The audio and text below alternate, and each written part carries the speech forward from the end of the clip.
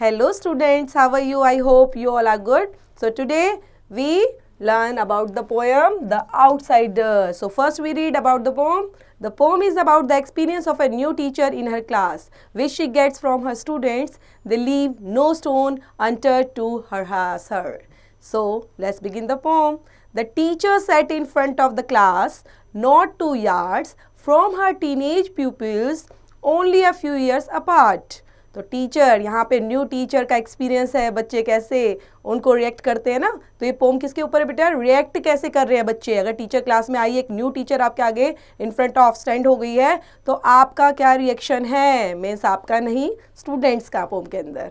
तो टीचर खड़े हो जाती है क्लास के सामने, in front of the class, not 2 yard, ज़्यादा दूरी पर नहीं, बल्कि जो टीनेज मतलब क्या होता है बेटा? जो ये टीनेज वर्ड यहाँ पे दिया है, टीनेज मीन्स होता है children between 13 to 19 years. Okay, तो उनको हम टीनेज ईयर्स में बोलते हैं। तो यहाँ पर उन बच्चों से रिलेटेड है ना ये पोम, तो उसके लिए पढ़ रहे हैं। Only a few years apart, but they greeted her words, so hopefully uttered with sneers and moans.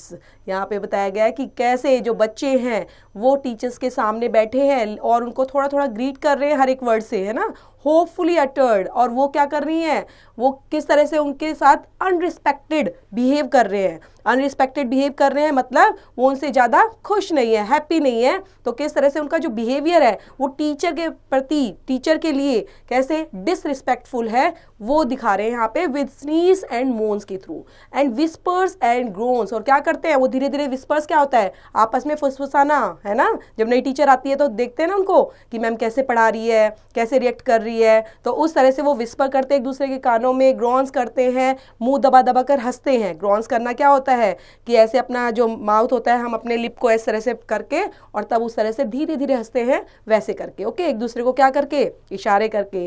And snots and giggles and coughs and sneezers, और क्या कर रहे हैं? साथ में खांस रहे हैं हल्की हल्की आवाज में, है ना, स्नीगर्स कर रहे हैं, गिगल्स कर रहे हैं। They rejected her essays, scorned her ideas. क्या कर रहे हैं? जो वो ऐसे मैम जो प्रेजेंट कर रही है ऐसे, तो उसको रिजेक्ट कर रहे हैं। और जो वो आइडियाज दे रही है उनके लिए भी वो क्या कर रहे हैं? आवाज़ निकाल रहे हैं, धीमे धीमे पेनफुल आवाज़ की। हाँ, वो क्या कर रहे हैं? थोड़ा सा क्लास को डिस्टर्बेंस क्रिएट कर रहे हैं वहाँ पर। Laughed at her flairs, made fun of her ears. क्या कर रहे हैं? हंस रहे हैं टीचर के ऊपर, फ्लेयर्स पर हंस रहे हैं, उनकी, उन पर जो उनके कान है उनका देखकर हंस रहे हैं कि इस तरह से फन बनाते हैं उनके लिए। Oh but not once did they misbehave, leave the classroom or disobey. क्या कर रहे हैं वो?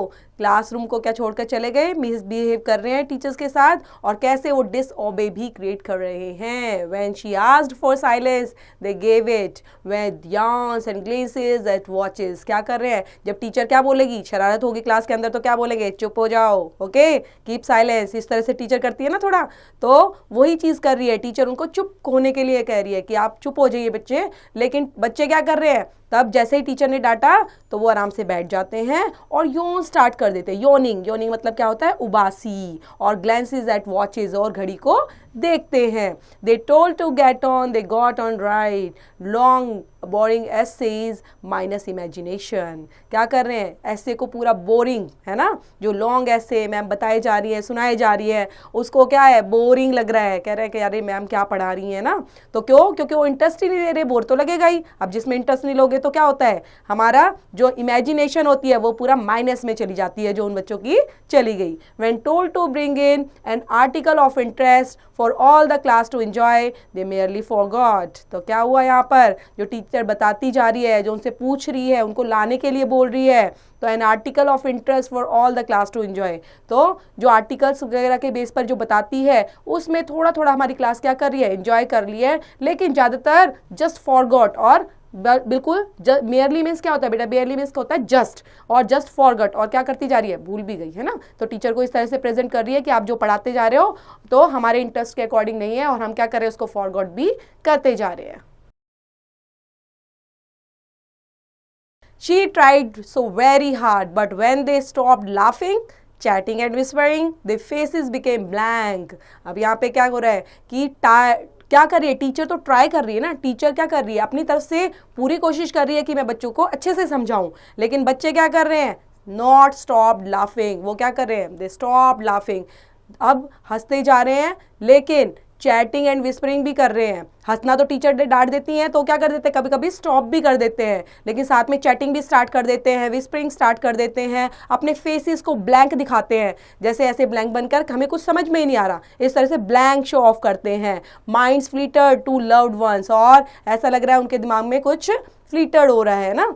To Saturdays discos two new outfits two number 1, क्या सोच रहे हैं सैटरडे डिस्को के बारे में, न्यू आउटफिट है ना, नंबर 1 कैसे बनना है। तो उस तरीके से वो क्या कर रहे हैं, अपने दिमाग में और चीज़ों को मूव कर रहे हैं, ना कि टीचर पर अटेंशन दे रहे हैं वो। She pleaded, bribed, shouted and cried and they smiled and trapped their heads behind raised folders and her confidence tackle away. क्या कर रहे हैं अब बच्ची, टीचर क्या करेगी, प्लीडेड करती है ना, प्लीडेड करती है, ब्राइब्ड करती है, शाउटेड भी करती है और क्राइड भी करती है। तो टीचर के रिएक्शन अलग अलग आ रहे हैं। आप क्लासेस में टीचर को देखते होगे तो क्या करते हैं टीचर, आकर कई बार क्या कर देते हैं, उनके सर पे ऐसे हल्का सा हाथ भी मार देते हैं, स्माइल भी कर देते हैं, क्योंकि नई टीचर है, उनको बच्चों का पता भी नहीं है कि कौन बच्चा किस तरह का है, तो वो रिएक्ट भी वैसे ही करती है ना। तो थोड़ा सा उनको पता नहीं होता, इसलिए वो थोड़ा हल्की हल्की धीमी धीमी आवाज में डांटने भी लग जाती है, कभी टैप कर देती है उनके हेड पर, स्माइल कर देती हैं, प्लीडेड भी करती है उनको। तो वो रिएक्शन पूरा क्लासरूम के अंदर जो बना हुआ है बच्चों का और टीचर का, इस तरह से वो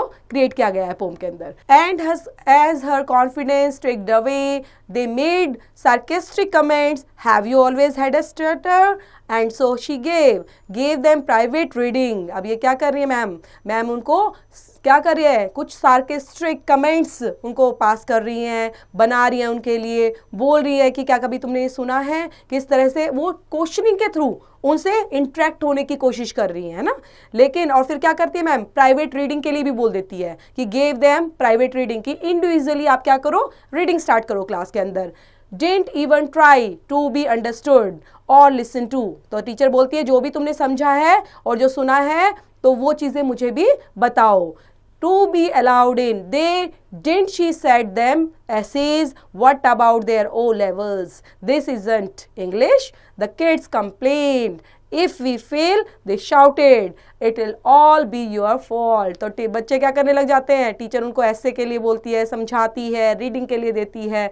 अब बच्चे इस तरह से क्या करते हैं कि टीचर क्या कर रही है, ये तुम्हारी इंग्लिश है, इस तरह से। लेकिन बच्चे क्या करने लग जाते हैं, बच्चे उल्टा टीचर को ही कंप्लेन करते हैं, है ना। क्या बोलते हैं, अगर हम फेल हो जाते हैं, दे शाउटेड, चिल्लाना, मतलब शाउटेड में क्या होता है बच्चे, चिल्लाना। इफ वी फेल, अगर हम फेल होते हैं तो it will all be your fault, कि ये सारा आपका फॉल्ट होगा। तो ये जो रिटर्न है पोम हमारी है एमिली विल्सन के थ्रू। तो ये क्या बताने की कोशिश की है इस पोम के अंदर बच्चों, कि हमें डिसरिस्पेक्ट नहीं करनी टीचर की, है ना। और टीचर अपनी तरफ से क्या करती है, वो हार्डवर्क कर रही है, स्ट्रगल कर रही है, आपके साथ एफर्ट डाल रही है। तो यू शुड ऑलवेज क्या करना चाहिए, टीचर के साथ हमेशा कोऑर्डिनेशन बनाकर और क्लासरूम के अंदर कैसे पीसफुली टीचर को सुनना चाहिए और जो टीचर पूछ रही है उसको भी एक्सप्लेन करना चाहिए, है ना। तो हमें जो क्लासरूम यहाँ पर दिखाया गया है अनडिस्टर्ब, वैसा नहीं बनाना टीचर के साथ। कैसा बनाना है, बहुत अच्छे, है ना। तब सुनेंगे तभी तो समझेंगे और तभी एक्सप्लेन कर पाएंगे easily. So this is the poem about the classroom. So बच्चों इसको अच्छे से पढ़ना है, रीड आउट करना है और समझना है। Thank you for watching.